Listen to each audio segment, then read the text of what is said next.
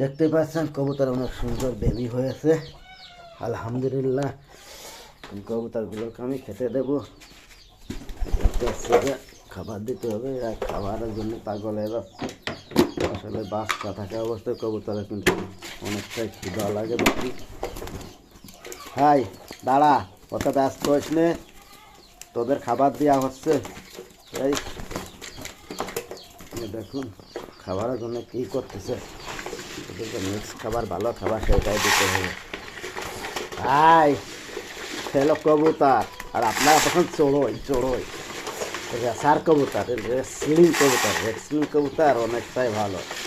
দেখছেন, হলো রেসলিং কবুতর। গাইস প্লিজ সাবস্ক্রাইব করে দিয়েন। আর এই যে দেখুন বেবি, অনেক সুন্দর বেবি হয়েছে। আর এই যে দেখুন এরা খাবারের জন্য কী করতেছে। সবাই ভিডিওটা শেয়ার করে দেবেন।